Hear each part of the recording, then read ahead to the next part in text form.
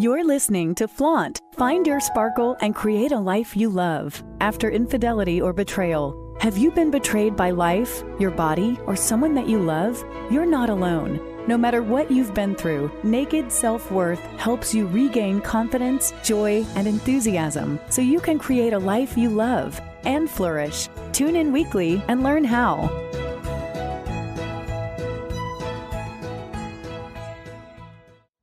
Hello and welcome to Flaunt. Find your sparkle and create a life you love after infidelity or betrayal.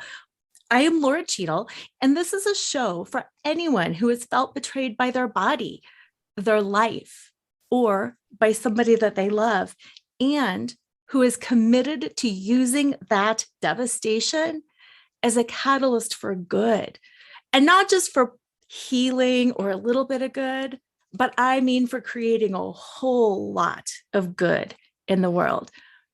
In that vein, today's guest is the incredible Neale Donald Walsch, who has written 39 books on contemporary spirituality and its practical application in everyday life. And if you're anything like me, it's that practical application piece that really matters. With an early interest in religion and a deeply felt connection to spirituality, Neale spent the majority of his early adult years thriving professionally, yet searching for greater meaning in life. I think we can all relate to that. He has said that this yearning led to a series of deep personal spiritual encounters, which he experienced as direct exchanges with the divine. A series of books titled Conversation with God emerged from these moments and have been translated into 37 different languages. With the Conversations with God first book remaining on the New York Times bestselling list for 2.5 years. His latest book is called The God Solution, and it was published in December of 2020. And what I loved so much about this book is it starts with some pretty powerful questions, such as, if there's a God, why is our world such a mess? And what good does it do to have a supreme being if that supreme being isn't going to come in and start fixing things? And I know all of you who have felt betrayed have probably asked that question more than once. So with that, welcome to the show, Neale Donald Walsch. I cannot wait to go deeper into this. Thank you, Laura. It's very sweet of you to invite me to be here and share these moments with you. Let's dive right in. Ask any question you want to ask. But I do find it interesting that in a show about infidelity, your name would be Cheadle. I know it sounds like, I know it's spelled differently, but when you say it out loud, it sounds like, are you kidding me? She's going to talk about cheating and her name is Cheadle? Oh my gosh. You know, that has never crossed my mind. I love that you mentioned that. Wow. When you said your name, I just kind of grinned inside. I thought, couldn't be any better. That's some cosmic humor right there, isn't it? Yeah, yes. How may I serve you, Laura? I would love to start talking, first of all, about what you call that God dilemma, and explain to the listeners, what is the God dilemma? Well, it is exactly as you posed it. People all over the world are asking, not only people who have had experiences of infidelity in their relationships, but people who are simply just looking at life in the world. You know, I mean, my goodness, with the pandemic, the global pandemic, and the economic collapse it's created in the lives of millions, to say nothing, sadly, of the loss of lives of millions, with the racial injustice we're seeing right and left everywhere around the world, with the wars that are now going on the planet, we ask ourselves, well, why is this happening? But more importantly, as you posed the question yourself a minute ago, if there really is a supreme being, if there really is a so-called higher power, why is it not doing something, anything, to change this, to make life better for us? What's the point of having a higher power if it's not going to do anything but simply watch us wallow in our misery down here? And I think it's a fair question. By the way, an important question as well, Laura, because as it turns out, recent surveys, and there have been anthropologists who've gone around the world in the past 8 or 9 years asking a single question. They've taken a survey of humanity, really. It's a one-question survey. Do you believe in a higher power? I'm not sure whether you know, but in every country, the statistics show almost the same result. What do you think that result is? 8.5%, 85%, 8.5 people of every 10 people say that they believe in a higher power. That's a lot of people. That's most of us. And that makes this an important question. If you've got 80% of the people believing there is something more going on here than meets the eye, then we have to ask the question, why? Why bother with that belief? Why bother even holding such a thought if it doesn't do us any good? What's God up to? Just sitting up there watching, the world go to hell, so to speak, quite literally. Yeah. And so I asked, of course, the same question. And the answer I got was, Neale, if I wanted to create a planet of minions, of servants, like some king ruling over a kingdom, you just do what I tell you to do and you'll be okay. But if you disobey the rules, you'll be in big trouble. If that's what I wanted to do, just to create a civilization, and for that matter, a galaxy, a cosmos, a universe of minions, servants, I could have easily done that, but that didn't bring me my greatest joy. My greatest joy was experienced in bringing you and giving you, all of you, every sentient being in the cosmos, the power to create your own reality. Yeah. And I notice that you're doing that on Earth right now. You're in fact creating your reality, and you think that somehow I should intervene in the reality that you're creating. But I've given you free choice. You can create whatever reality you wish, including, if you choose, your own self-destruction. Yes. So maybe you want to look at a different question, which is, why are you choosing, you meaning the human race, why are you choosing what you're choosing? And why are you living what you're living? And why aren't you doing something to change it and to create a new outcome for yourself? So I kind of looked at that whole question. And I came up with a solution, because here's the problem as I see it, Nora.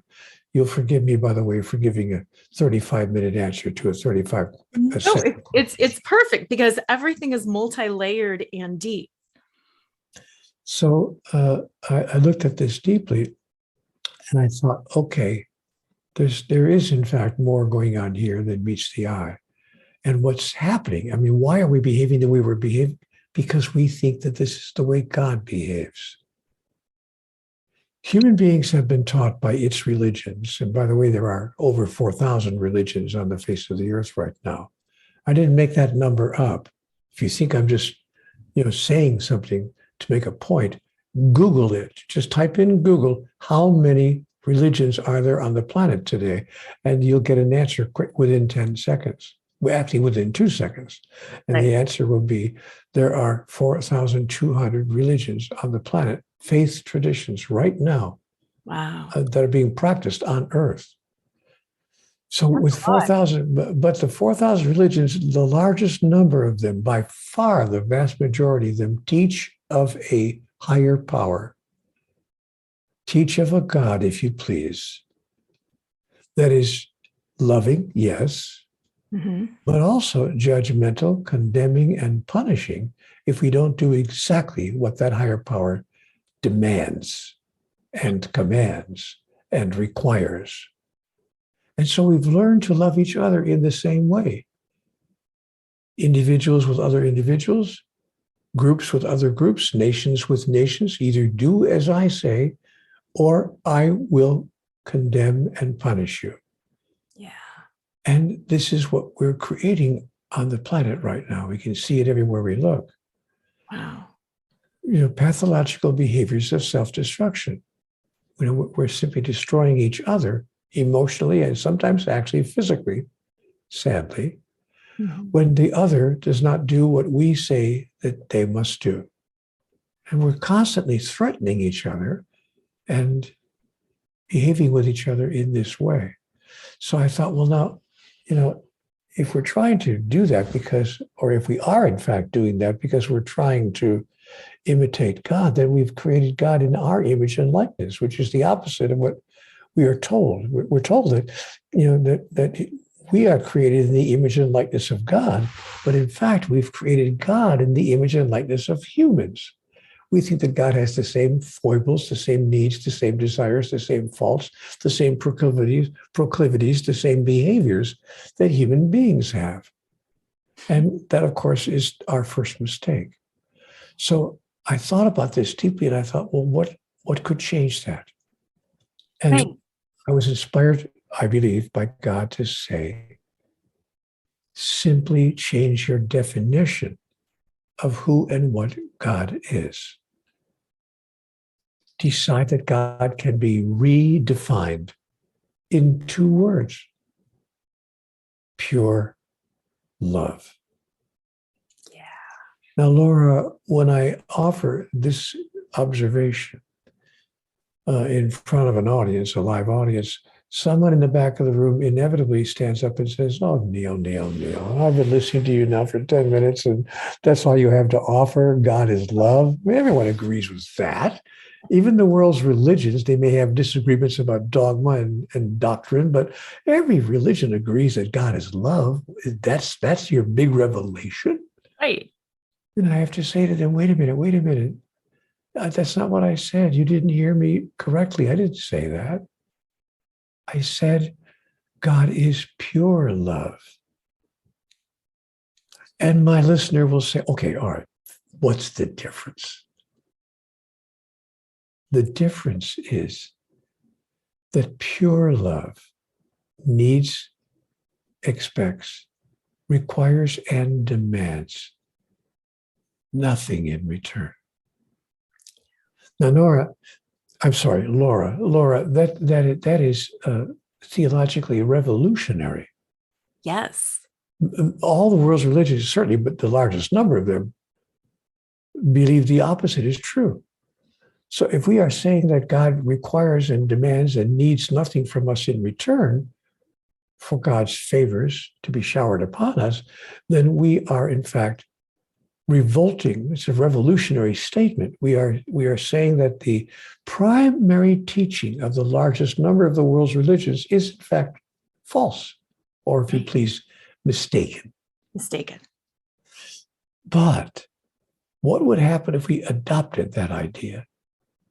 We would create a new foundation, a new ethic for humanity, because presently our ethic is based on our understanding of God's ethic. Correct. Which is really backwards because we're doing him as us and us as him, and it's gotten really convoluted, hasn't it? It has gotten not only convoluted, but devastating. Yeah. And so if we changed our idea about who and what God is, we would create a new foundation, a new ethic, a new ethical construction that would then guide us in all of our activities, our political activities, our economic activities, our social interactions, and yes, our spiritual understandings as well. Everything would change if we decided, oh, I see, loving you is a process through which I simply am blissfully rewarded by the giving of my love to you, and I need, require, expect, and demand nothing in return.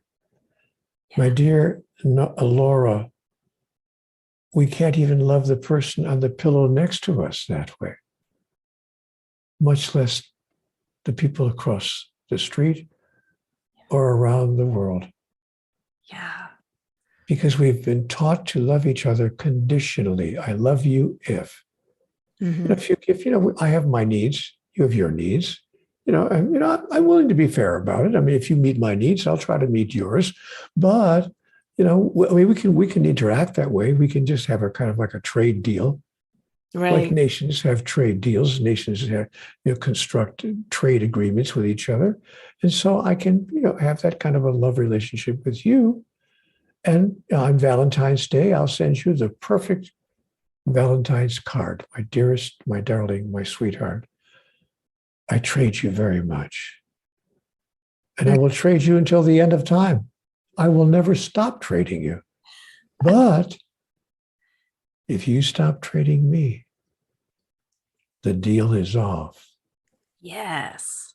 Because this is how we understand God behaves with us. I trade you very much. Give me what I want. Give me what I need. Mm-hmm. And I'll give you everything that you need. But if you don't give me what I need, the deal is off. Not only is the deal off, actually, I'm going to send you to hell. Yes. Everlasting damnation. Let me share with you a story, Laura, that may shock you. When I was 9 years old, not 29, not 49, but 9 years old, I was told by a Catholic priest, you see, I went to my parents, God bless them, sent me to a Catholic school. We were a Catholic family, and I was sent to a parochial elementary school. Right. Now, I'm in third grade, and the priest comes in once a week to teach us catechism, which is a class in the doctrines and the dogmas of the Catholic Church. Right. And on this particular Wednesday, now the priest is saying to us, children, let's talk today about mortal sin and venial sin. Venial sin being, in a sense, kind of a spiritual misdemeanor. But a mortal sin, is a major offense against God. Right. And if you die with a mortal sin on your soul, if you haven't gone to confession and been absolved of that offense, you will go straight to hell, where you will languish forever, for all of eternity, in unspeakable and indescribable suffering. Mm. The fires of Hades will be Mhm. visited upon you for the rest of your experience and all through eternity. I said, so all the kids in the class are listening very carefully. This is not an unimportant message. And so we're there, well, Father, how would we know what's a mortal sin or, what's the biggest offense? And he said, and the priest said, well, I could give you a whole list, obviously, but let me give you one that I think you would all easily understand, even at your age. If you miss Mass on Sunday without a good excuse, you've committed a mortal sin. And then if you die, if you get hit on Monday by a car, God forbid, and should die on Tuesday, you'll be in hell, where you'll spend the rest of eternity in unbelievable suffering and anguish. And I said, Father, I'm sorry, but am I hearing you correctly? For missing Mass? One Sunday of my life. Now, you should know, Laura, that I went to Mass almost every week of my life. I was an altar boy. I went to Mass almost every week of my life. But as it happened, as life would construct it, that particular Sunday, I went to the playground to play baseball, because it was the big intra-playground World Series, the World Series of Playgrounds, softball, and I played right field for our team. And they were saying, Neale, you can't miss the game. You can just miss Mass one Sunday. So I told my parents a little white lie. I left the house and I told them, that I was going to church, or let them think that I was, because I did every Sunday. But this Sunday I went to the playground. Now the priest is telling me this on Wednesday. I'm going to hell if I should die with that mortal sin on my soul. But so I'm thinking, oh my gosh, I got to go to confession. I got to be forgiven my sins by the priest, be given absolution. But there's no confession in churches on Wednesday or on Thursday or on Friday. In our parish, the confessions were on Saturday. They were offered Saturday afternoon, one day a week. The priest wasn't in the confessional 7 days a week. So, but on Saturday, so I thought, well, what if I die before Saturday? No, I'm 9 years old. I'm not stitching this together, because I'm listening to the supreme religious authority in my life, which is the parish priest. Right. And so, of course, I'm saying my prayer every night until let me just get through to Saturday. I'm saying my prayer,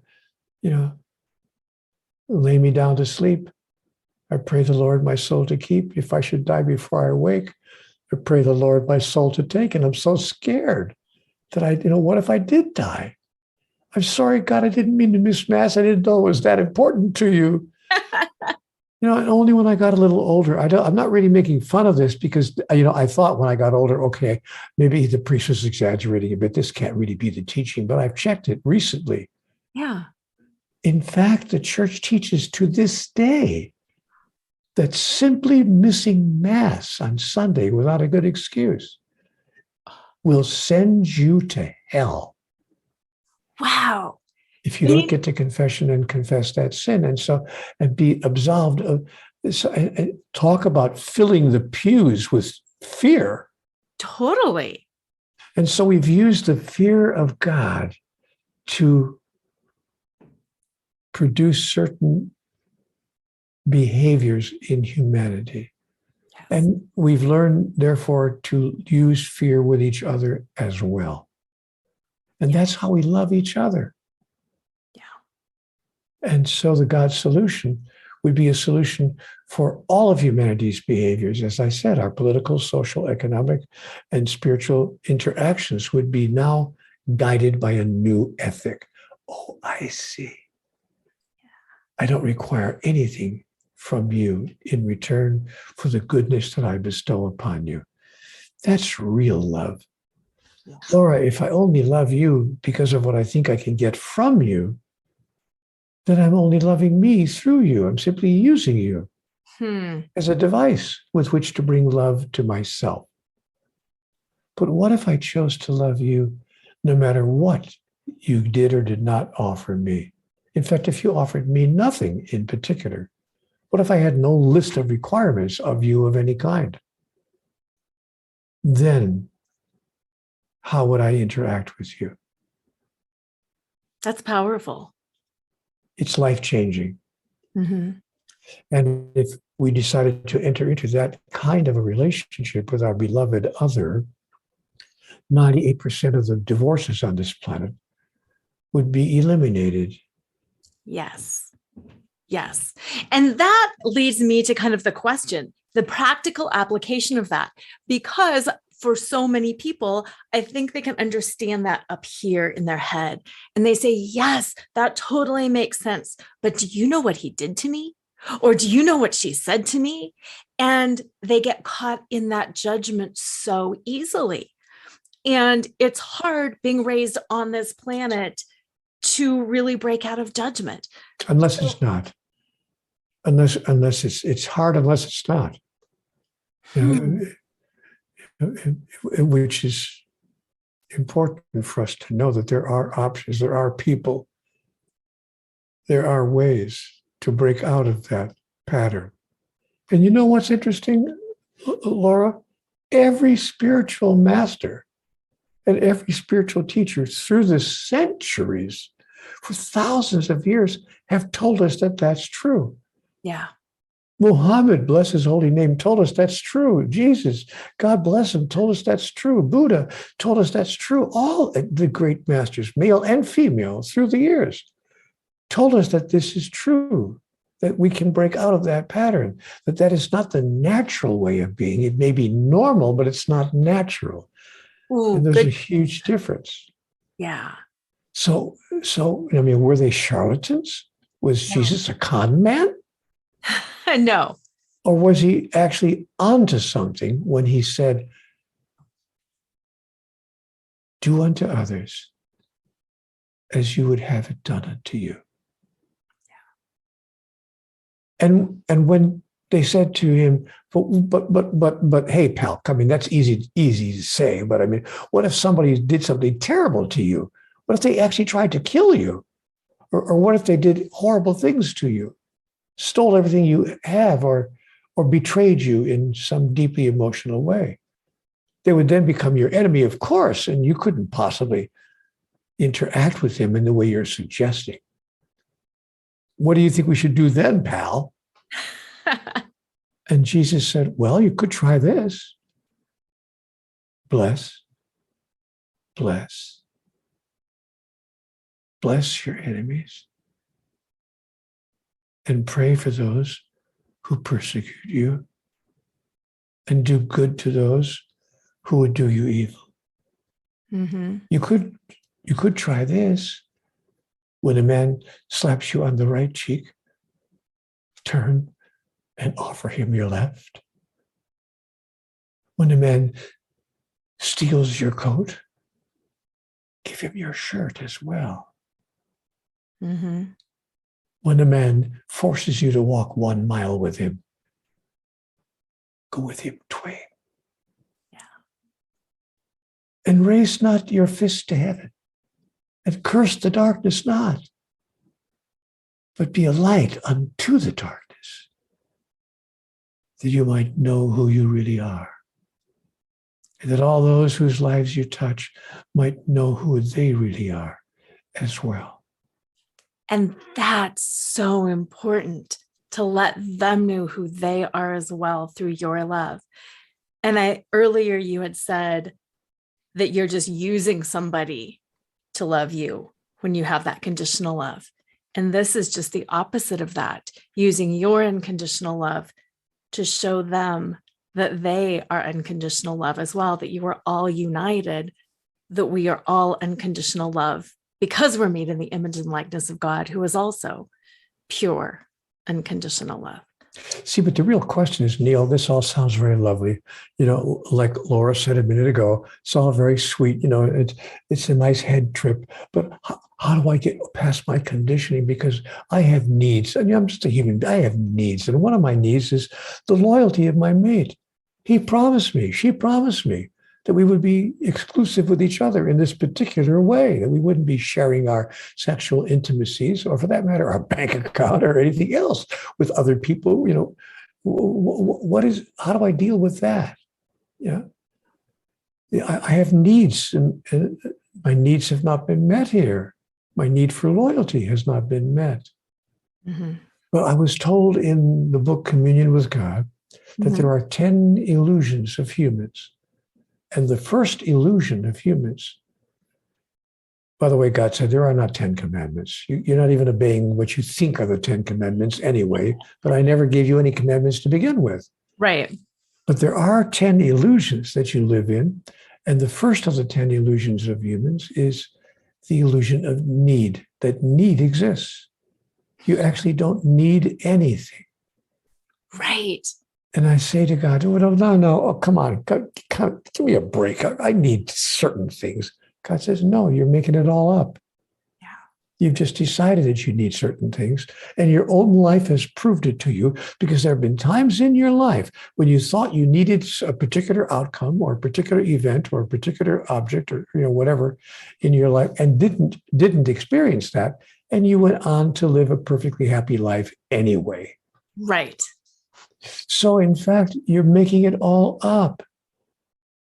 But I said, okay, I get it. I don't really need that particular car, or I don't need to live in that particular neighborhood, or I don't even need that particular person in my life. But anyway, come on, God, I need to at least, food, clothing, and shelter. I need to eat. I need to stay alive. God said, oh, I see.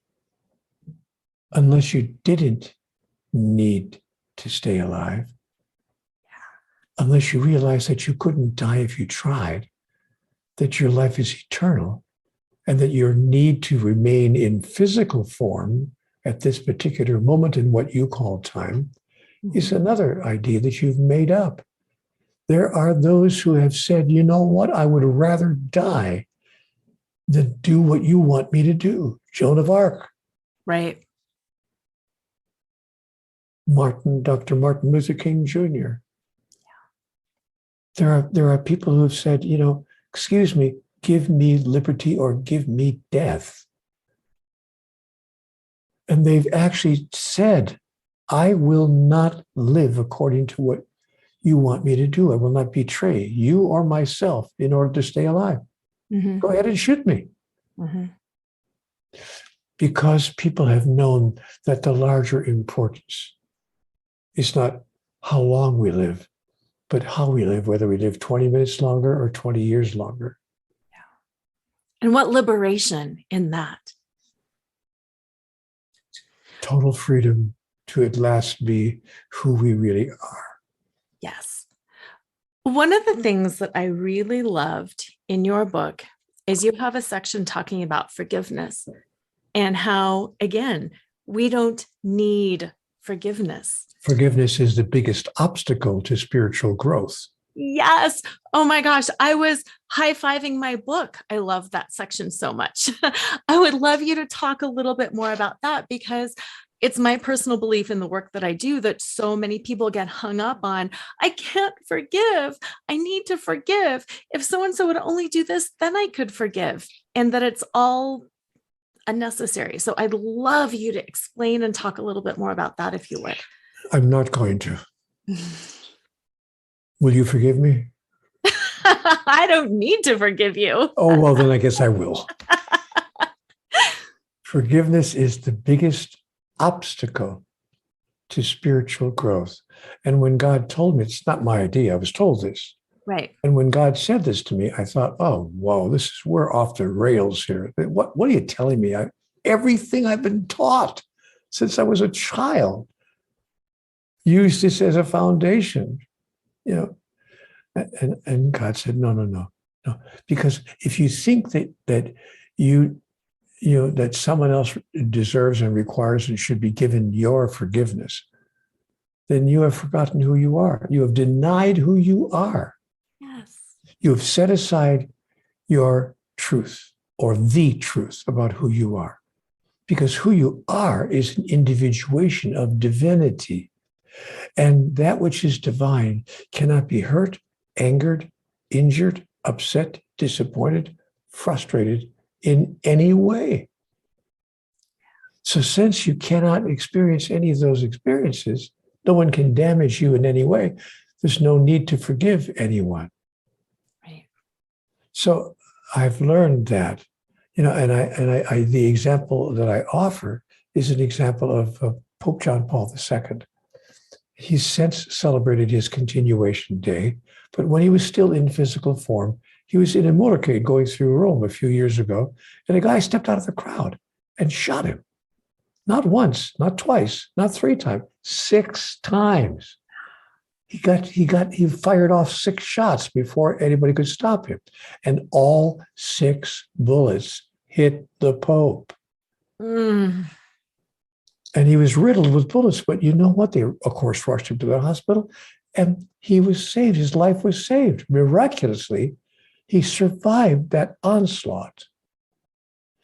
And of course, they caught the guy, and actually just jumped all over him, and they threw him in jail for life.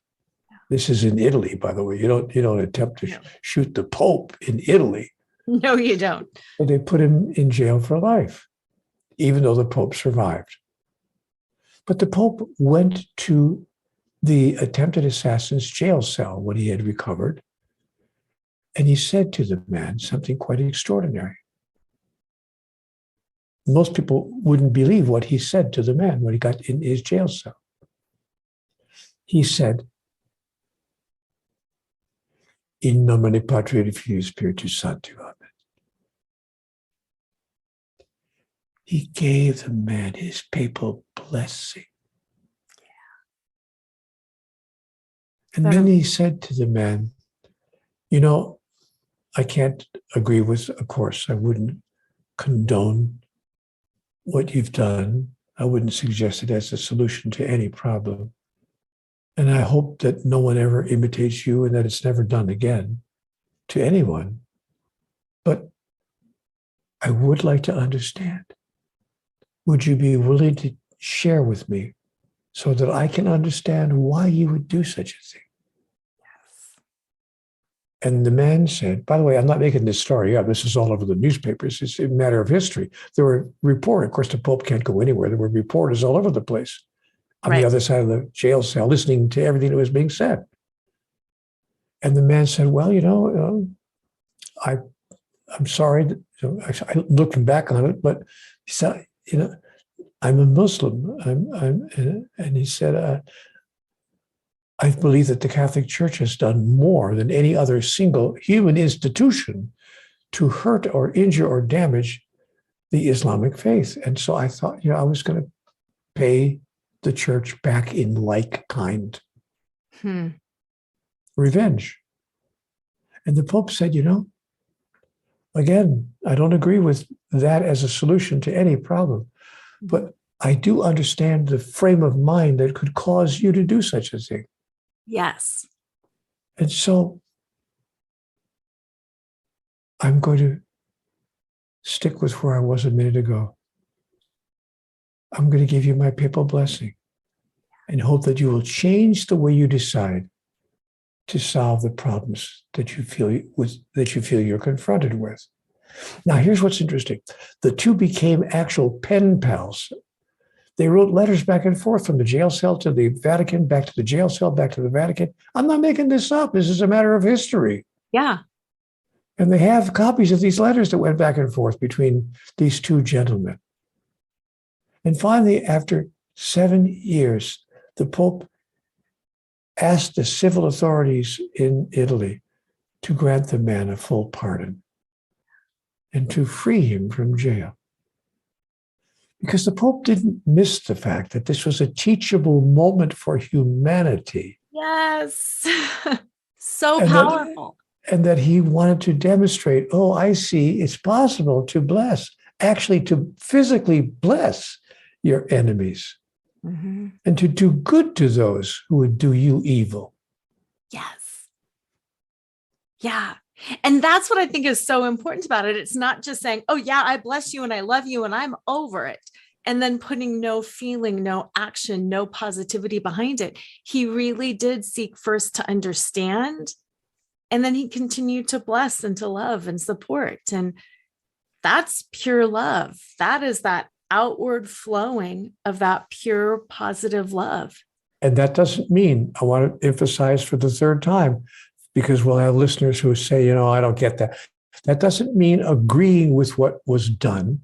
It doesn't mean condoning it. It doesn't mean asking for it to be done again. It simply means, you know what? I can understand how you could have made such a mistake. Yes. And you go a little bit deeper in the book too, when you talk about understanding the mistake, but that also even what we perceive as bad actions are done so often in the name of love. You love everything that anyone does is done in the name of love. Yes. Every act is an act of love. Yes. Another thing that God said to me, and when I was first told that, I was going, well, I'm like, wow, this is craziness. What are we talking about? Every act is an act of love. I mean, child abuse is an act of love. Robbing a bank is an act of love. I mean, what are you telling me? Right. God said, Neale, think about it below the shallow level at which the human mind is used to operating. Just think deeply.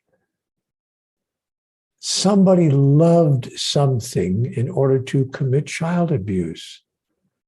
Somebody loved something in order to rob that bank. Somebody stole your cell phone from the table when you walked away for just a moment and turned around and it's gone because they love something. In this case, they love the cell phone and they don't know how to get one of their own. They don't have the money for it, so they just swiped one of yours. Yeah. Because they see that you clearly have. So love sponsors love of something, love of power over, love of something sponsors every single act, or we wouldn't do it. Right. Nobody, as Conversations with God made clear to me, nobody does anything inappropriate given their model of the world. And that's such an important caveat, given their model of the world. And if we only understood what their model of the world was, then we could have understanding and the compassion would naturally flow. I was told in Conversations with God something quite shocking. And I had to make a decision. Do I believe in this or do I not? And this is what I was told that was very shocking. Neale, Hitler went to heaven. I love that so much. What? What are you telling me? Is there no justice?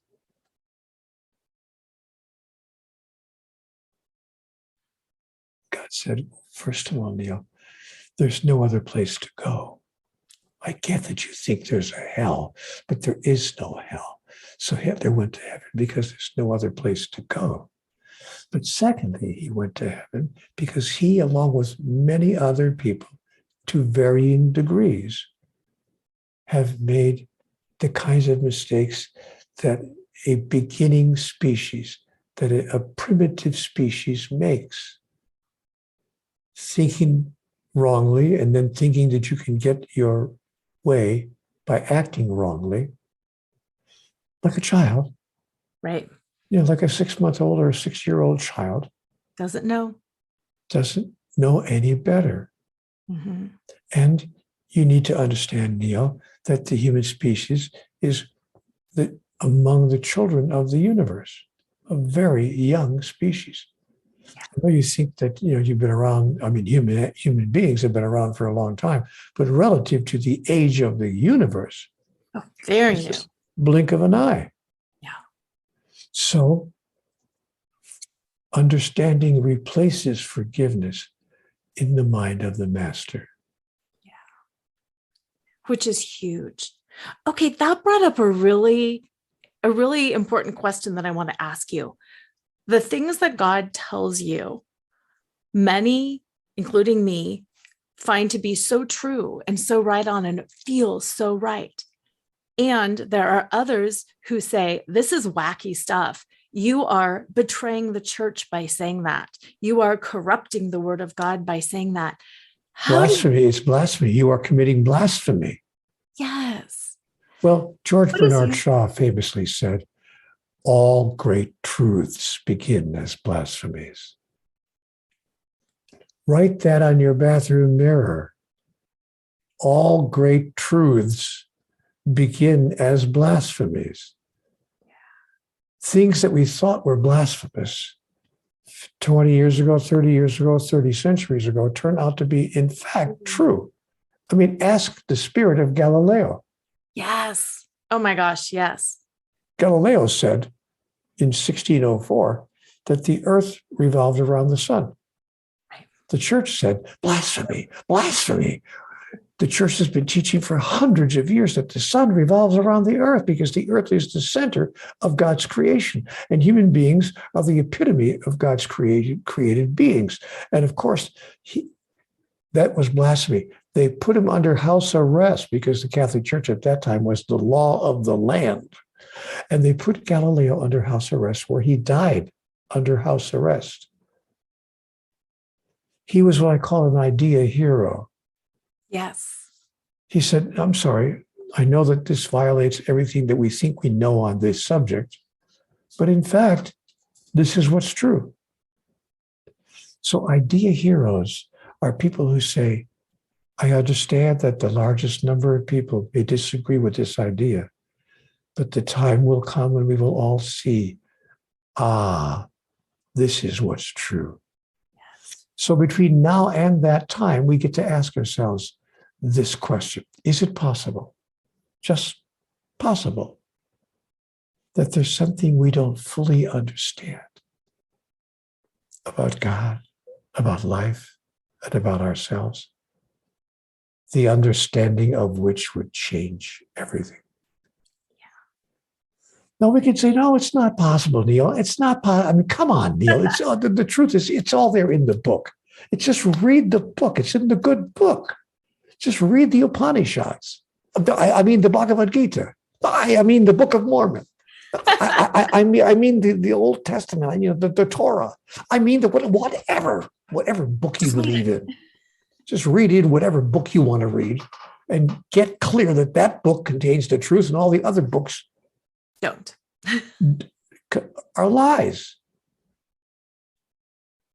Or is it possible that the whole truth has not yet been made clear, or at least embraced, even after it has been made clear by every great spiritual teacher? Of which, by the way, I am not.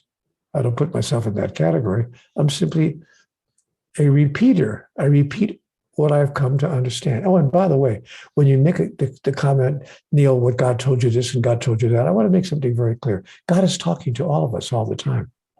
Yeah. Please don't get into the idea that, Neale thinks that God talks to him, so he's the next great prophet. Excuse me, the first message of Conversations with God, in the first portion of chapter 1 of book 1 of 4,000 pages of conversational dialogue, the first major revelation is when God says, I talk to everyone. all the time. Mm-hmm. The question is not to whom is God talking. The question is who's listening. Yes. Yes. And so many of us dismiss. Sure. For an interesting reason. Because it's too good to be true. Oh, I like that. And isn't that right? Because it's so much easier to act in pure unconditional love. It really is. It's so much easier to listen and to understand and to feel than it is to follow all of the rules. But it's too good to be true that if we do that, we'll create a whole new way of living for ourselves and those around us. So I actually said to God in my dialogue, you know what? Half the stuff you're telling me, because God made some other statements as well. For instance, she said to me at one point, Neale, there's no such thing as right and wrong. There's only what works and what does not work, given what it is you're trying to do. And you're calling it right and wrong to justify your own behavior. Mm-hmm. And many other statements were made to me as well. There are no victims and no villains in the world. Just a whole string of statements. And I said, you know what, God? I can't believe this stuff you're telling me. This is too good to be true. Mm-hmm. God said to me, sweetheart, if God can't be too good to be true, who can? Right. Right. So how about you give up your childish notions on what is true and expand your consciousness to a place where you can begin to embrace the unbelievable. Mm-hmm. Mm-hmm. It's interesting. I like that you went with the victim and villain as well, because I know so many of the listeners, to the show in particular, feel like I have been victimized by a villain, and the freedom in realizing actually I wasn't. It was an experience, and it wasn't right or wrong, good or bad. And it's now up to me to continue to take that next step. To decide who I am. It's now up to me to decide who am I in relationship to that with which I've been confronted, to that which is making itself present and apparent in my life. Who am I? There's only really one question in life. Yes. Who am I? Yes. And who do I choose to be? Yeah. Which is really quite simple. Yeah, it is. So where can listeners get a hold of your newest book, find out more about you, become more involved with this work? Well, if they choose to, they can. My book is purchasable almost anywhere. Just go to any online bookstore and type in The God Solution. If they choose to have their own hard copy. I also, if a person writes to me, I will send them the author's manuscript at no cost. I'll just upload it right to their mailbox. So all they have to do is drop me a note at neale@nealedonaldwalsh.com, and I'll send them a copy of The God Solution, an author's manuscript. And so, and if they want to stay in touch, if they want to stay connected with the energy that they're experiencing here from the Conversations with God material, they can just go to cwgconnect.com. Wonderful. And they can stay connected with CWG, which of course is Conversations with God. So cwgconnect.com, and there they'll find a platform called Ask Neale. And if they click on Ask Neale, if they click on Ask Neale, they can connect with me. I'm there 2 or 3 times a day. Wonderful. Responding to people's questions. Wonderful. And listeners, especially if this is sounding a little like, oh, this is making my head hurt. I get it, but I don't quite get it. I really encourage you to reach out, to go deeper. And I've got a favorite copy of one of my favorite books, Little Soul in the Sun, also by Neale Donald Walsch. And for any of you, again, who have felt betrayed by your body, your life, or someone that you love, this was what I clung to during my betrayal recovery experience. And yes, it's a child's book, it's a parable, but it was something that I would read, and it just chokes me up to even think about it. But every night before bed, to remind myself who I am, because life can be difficult and it can be painful. And like Neale said earlier, what is relevant is knowing who you are.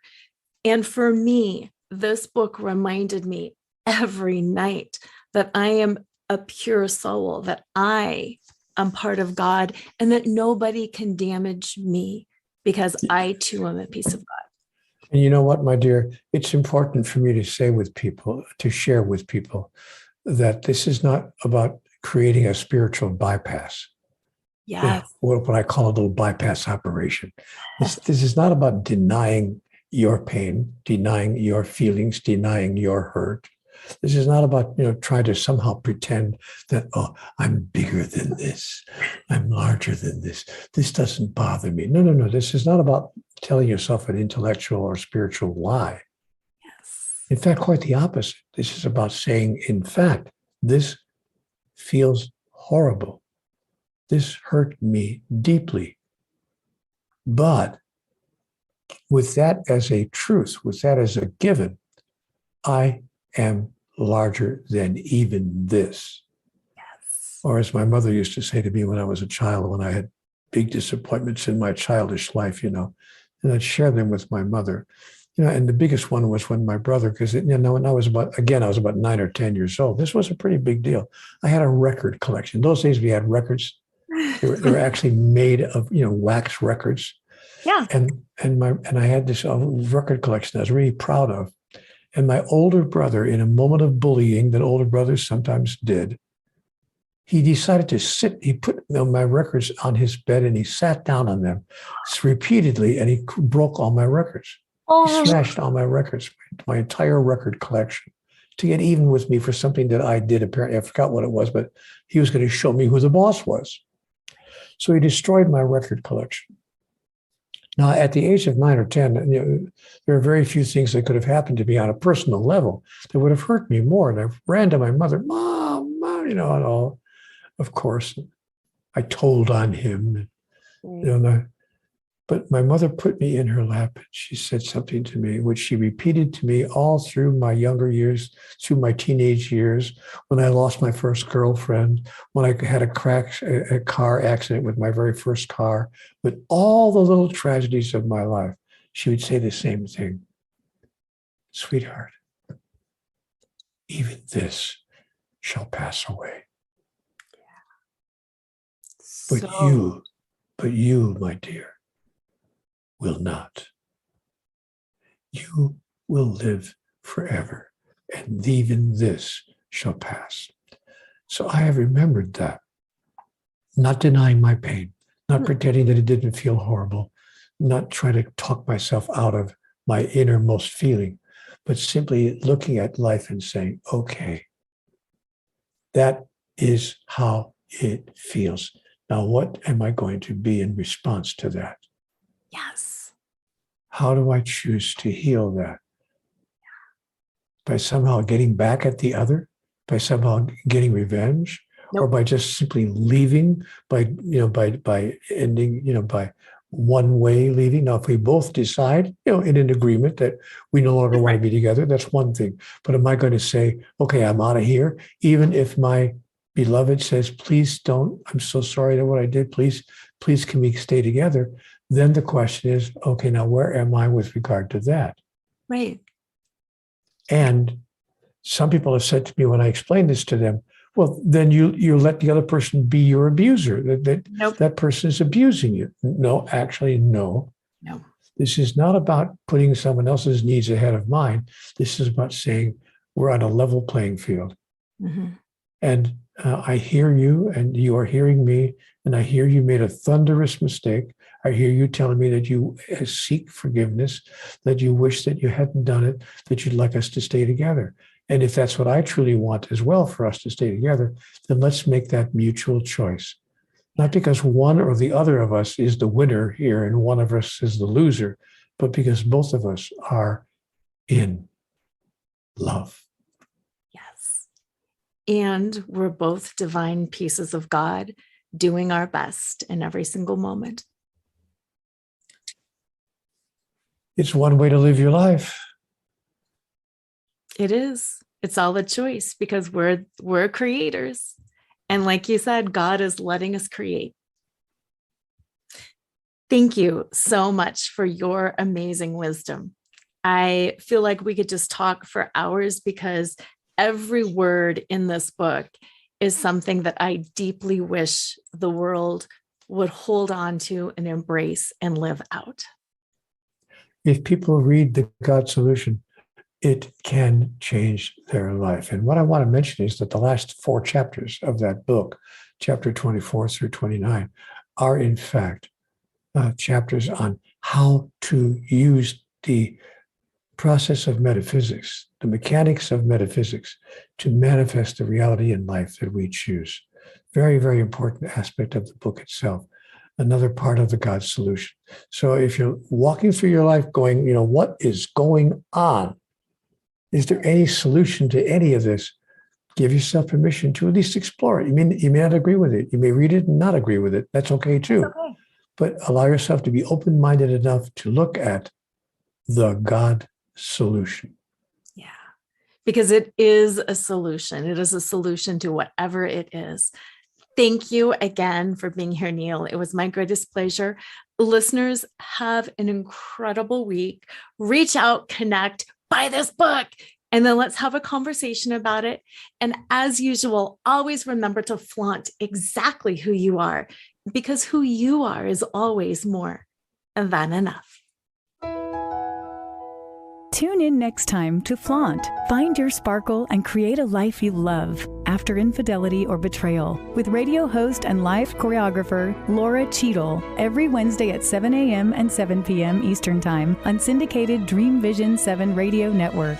Develop naked self-worth and reclaim your confidence, enthusiasm, and joy so you can create a life you love and embrace who you are today. Download your free Sparkle Through Betrayal Recovery Guide at nakedselfworth.com.